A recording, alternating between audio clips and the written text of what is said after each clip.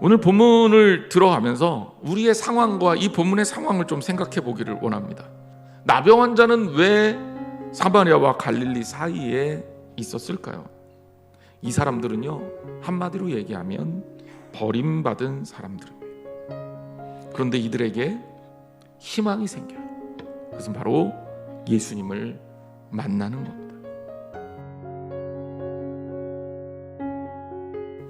자, 우리가 이 본문 보면 좀 특이하지 않습니까?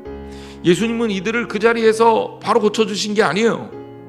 예수님이 하신 말씀이라는 것은 뭐냐면 제사장한테 가서 몸을 보여라 라는 겁니다. 그런데 이 말에 어폐가 있어요. 제사장에 갈 때는 먼저 낫고 가는 거예요. 그런데 예수님이 뭐라 그럽니까? 그냥 가라는 거예요. 제사장들에게 너희 몸을 보이라는 거예요. 자, 중요한 건 뭐예요? 이들이 가다가 깨끗함을 받았습니다. 일부만 난 게 아니에요. 발걸음을 뗀 모든 사람들이 나음을 입었습니다. 여러분, 우리에게도 믿음에 따라 행해서 이와 같은 기적의 시간을 경험하는 저와 여러분 되시기를 주님의 이름으로 축원합니다. 자, 그런데 유일하게 아주 특별했던 한 사람의 이야기가 나오는 거지. 저는 유일하게 25시를 발견한 사람이라고 얘기하고 싶습니다. 왜 25시가 절망의 시간입니까? 25시는요 없어요.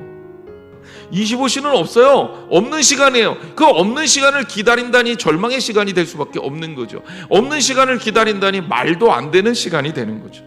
그래서 우리는 절망적인 시간을 상징하는 그런 단어가 25시죠. 하지만 25시가 우리에게 실제의 시간이 될 수 있다면, 없는 시간이 아니라 실제하는 시간이라면 그것은 구원의 시간이요, 희망의 시간이요, 소망의 시간이라고 말할 수 있는 거죠. 여기 그 25시를 발견하고 자신의 시간으로 만든 존재가 있습니다. 바로 구원받은 사마리아인 나병 환자입니다. 그가 어떻게 이렇게 구원을 이루는 삶을 만들 수 있었습니까?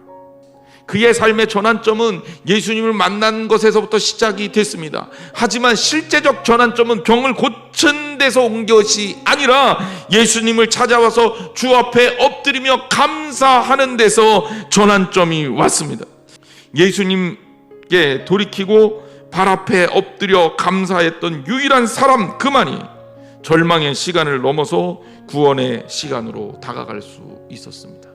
감사가 뭐냐고요? 감사는요, 우리의 삶을 통째로 구원으로 옮기는 열쇠입니다. 그래서 오늘 설교의 제목을 기적의 시간, 감사 25시라는 제목으로 정했습니다.